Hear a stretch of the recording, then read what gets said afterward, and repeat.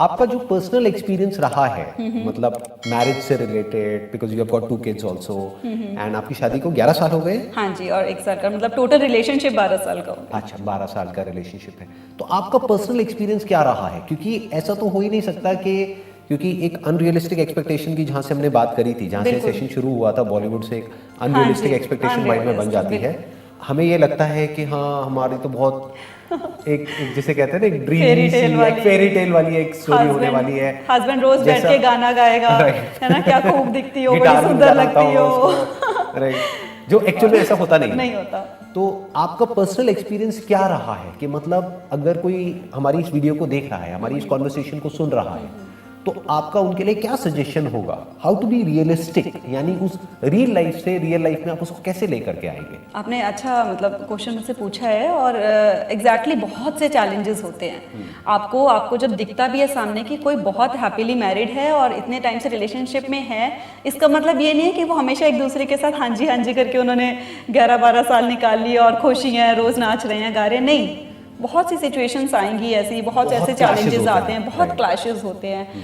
और धीरे धीरे ना, जब हम अगर इस चीज़ को, अगर हमें पता होता है कि हमारी प्रायोरिटीज डिफाइंड होती हैं कि इस पर्सन में वो सारी चीज़ें हैं, तो क्या है कि आपके जो क्लैशेस भी होते हैं ना, तो आपको उस चीज़ में ये फोकस रखना होता है कि पर ये पर्सन नहीं मैंने छोड़ना, ये सबसे ऊपर है।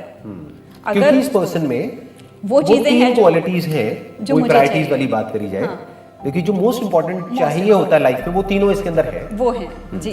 तो और कोई भी बात आ जाए, मतलब नो मैटर व्हाट, आप किसी की बात में आके या किसी भी प्रॉब्लम की वजह से, किसी भी चैलेंज की वजह से, आपको ये पता है कि कितना बड़ा क्लैश हो जाए, लेकिन ये पर्सन नहीं छोड़ना।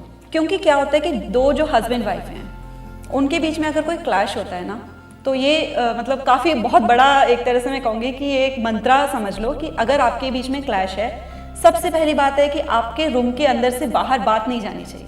बिल्कुल ठीक बात। अब लड़की अपनी फैमिली में जाके बताएगी और लड़का अपनी फैमिली में जाके बताएगा, तो आप तो उनके राजे बेटे हो ना, वो उसको सपोर्ट करेंगे, वो उसको सपोर्ट करेंगे।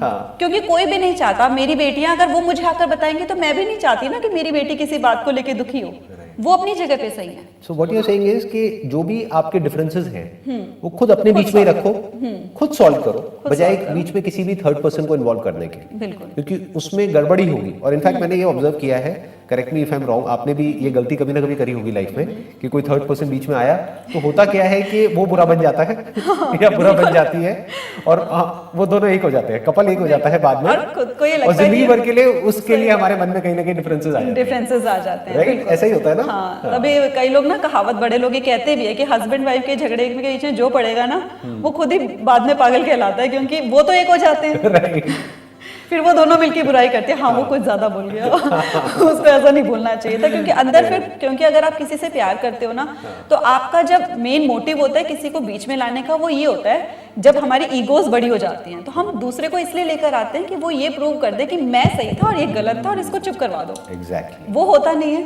हर एक ने अपना अपना स्टैंड ले लिया होता है, अपना ले लिया होता है ना। तो आप जितना ज्यादा कोई और आपका स्टैंड लेगा, वो सामने वाला आपका लाइफ पार्टनर आपसे और दूर होगा, और प्लस वो भी दुश्मन बन जाएगा, वो भी बन जाएगा। बिल्कुल, बाद में हो सकता है लाइफ पार्टनर से तो फिर भी हो जाए, एक हो जाए, भी बन जाएगा। राइट, वो बंदा तो परमानेंट हमारा दुश्मन बन जाएगा, क्योंकि गलती से भी उसके मुंह से कुछ ऐसा निकला तो वो हमको जिंदगी भर याद रह जाएगा। क्योंकि अब आपने तो लाइफ पार्टनर से रिश्ता फिर से बनाना है, तो आप उसको पूरा अच्छे से समझा दोगे, मैं तो इसलिए ले आया था, या वो खुद ही आ गए थे, है ना।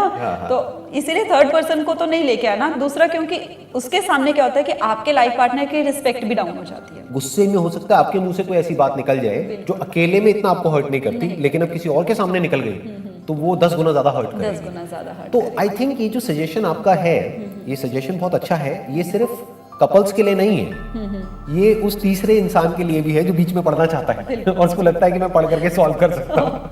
कोई नहीं सॉल्व कर सकता। आइडियली अगर आपके पास या मेरे पास, हमारे पास कोई भी आए इस तरीके से कि हमारी सॉल्व करो, तो हमको दूर से उसको नमस्ते करना है और बोलना है कि पहले आप खुद कर लो, बिल्कुल। अगर नहीं हो तो कोर्ट नाम की चीज है, वहां पर जाओ और अपने आप अपना प्रॉब्लम सॉल्व करो। वो भी मतलब अगर ऐसा है ना कि बहुत ही ज्यादा टॉक्सिक रिलेशनशिप चल रही है, कि मारपीट हो रही है और झगड़े और मतलब बहुत हायर लेवल पे हो रहे हैं, कि बच्चों पे भी इफेक्ट पड़ रहा है, तो वहां पर आप मतलब हेल्प सॉर्ट आउट कर सकते हो, लीगल या पुलिस की या कोर्ट की, वहां पर लेनी होती है। लेकिन ये जो नॉर्मल डेली रूटीन के थोड़े बहुत छोटे मोटे क्लैशेस होते हैं, और जो छोटी मोटी बातें होती हैं उनको भी जितना हो सके ना भी आप रात को सोने से पहले सॉर्ट आउट कर लो। I think that's a very good point अभी जो आपने बोला कि अपने कुछ रूल्स बना लो। रूल्स इनफैक्ट ये मुझे इंटरेस्टिंग इसलिए लग रहा है क्योंकि हमारा भी यही रूल है हाँ, कि कुछ भी लड़ाई हो, कितनी भी बड़ी लड़ाई हो, उसको सॉर्ट आउट उसको उसी दिन खत्म करना है और फिर जाना है सोने के लिए। बिल्कुल बिल्कुल। ऐसे नहीं कि भाई लड़ करके नहीं सोना है, नहीं तो वो रात को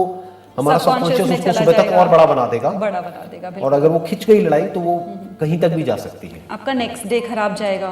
फिर क्या है कि आप हो सकता है कि आप पहले तो बात करके सॉल्व कर सकते थे, लेकिन आपको इतना लंबा पीरियड जो है रात का पूरा चुप रह के आपने निकाल दिया, सब कुछ शांत है और आप अपने अंदर ये बातें कर रहे हो, जो नेगेटिव बातें कर रहे हो अपने रिलेशनशिप को लेके, वो सबकॉन्शियस सुन रहा है उस टाइम, और वो कहीं ऐसे कॉर्नर में जाकर फीड हो जाती हैं। तो जो मोस्टली लड़ाइयों में निकल कर आती है ना बातें, पिछली लड़ाई की और 10 साल पहले की लड़ाई की, वो सारी वहीं से ही स्टोर होके निकल कर आती हैं।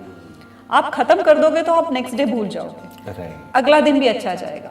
और अगर आपने कई दिनों तक इस लड़ाई को खींच लिया तो फिर एक नई प्रॉब्लम शुरू हो जाती है कि अब इसको फर्क नहीं पड़ रहा नहीं, है, अब इसको खत्म कौन करे, खत्म कौन करेगा। बिल्कुल बिल्कुल। कौन पहले बोले, दोनों ही तो रुक गए तो मनाएगा विन और कौन? लूज की सिचुएशन हो जाती है ना, बिल्कुल विन और लूज कि कौन हारा कौन जीता, वो तो ईगो पे चली जाती है ना बात। एंड आई एम श्योर ये बातें हम कर तो रहे हैं बेस्ड अपॉन आवर एक्सपीरियंस, जो भी आपका मैरिज से रिलेटेड एक्सपीरियंस है या जो भी आपका बैकग्राउंड है, जो आपने साइकोलॉजी में जो भी कुछ आपने पढ़ाई करी है उसके बेस पे, प्लस अपने एक्सपीरियंस के बेस पे आप बातें तो कर रहे हैं, मैं भी बातें तो कर रहा हूँ अपने एक्सपीरियंस के बेस पे, बट आई एम श्योर हमने भी ये गलतियां करी हैं अपनी रिलेशनशिप में। तो अभी तक हमने 2 हैबिट्स कवर कर ली हैं एक सक्सेसफुल रिलेशनशिप की, and this is not just theoretical but practical based upon experience, right. हम कोई मतलब ऐसा नहीं है कि 20-21 साल के हैं और इन सब चीज़ों के बारे में बात कर रहे हैं कहीं से सुन करके या पढ़ करके। We have been through all of that. I am 40 years old and what about you, like how old are you? I'll be 35 this July. I hope मैंने आपको ऑफेंड तो नहीं किया आपकी as No, not at all.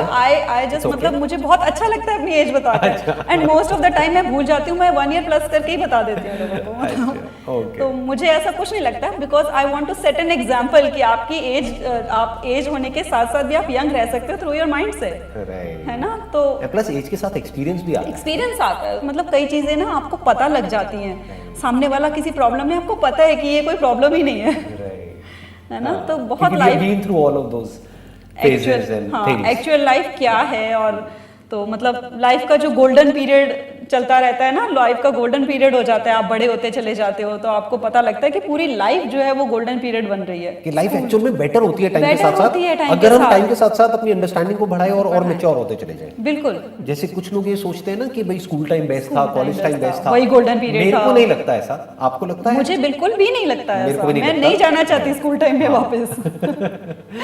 उस time अलग tension थी, may be because आपकी भी अंडरस्टैंडिंग बढ़ती चली जा रही है बढ़ती लाइफ को चली जा लेकर रही के। है, बिल्कुल। You are a learner basically, Yeah, आप exactly. सीख रहे Lifelong हैं, learner, हाँ, लाइफ लॉन्ग लर्नर, तो आप सीख रहे हैं, प्लस आप बता रहे हैं आपका अपना एक यूट्यूब चैनल है तो वहां पर आप सिखा भी रहे हैं। तो कहते हैं ना to teach is to learn twice, exactly. कि आप सिखाते सिखाते खुद भी सीखते चले जा रहे हैं।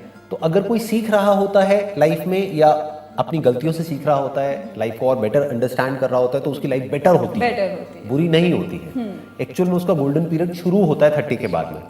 जैसे कुछ लोगों को लगता है कि उसके बाद तो लाइफ खत्म हो जाती है, ऐसा कुछ नहीं है, ऐसा right? कुछ नहीं है। लाइफ वो बेटर होती है। बच्चों को डराते हैं बस कि बेटा यही जिंदगी है, जी लो, उसके बाद तो ऐसा ही है। वो उनके लिए जो ग्रो नहीं कर रहे हैं या वो मतलब दूसरों को बदल रहे हैं बस, या फिर कहीं पे अटके हुए हैं, बेसिकली स्टैग्नेंट है अपनी थिंकिंग के लेवल पे, अपनी अंडरस्टैंडिंग के लेवल पे, या रिजिड है बहुत ज्यादा, अपने अपने पॉइंट ऑफ व्यू को पकड़ के बैठे हुए हैं, या बहुत ज्यादा ईगोइस्टिक है। उन लोगों के लिए लाइफ एक्चुअल में बुरी होती है, क्योंकि बचपन में बाय डिफॉल्ट बच्चों के अंदर ईगो नहीं होती है, बट अगर कोई मेच्योरिटी से अपनी ईगो को डिसॉल्व करता चला जा रहा है, बिल्कुल, तो आई होप कि उसकी लाइफ बेटर होती चली जाती है।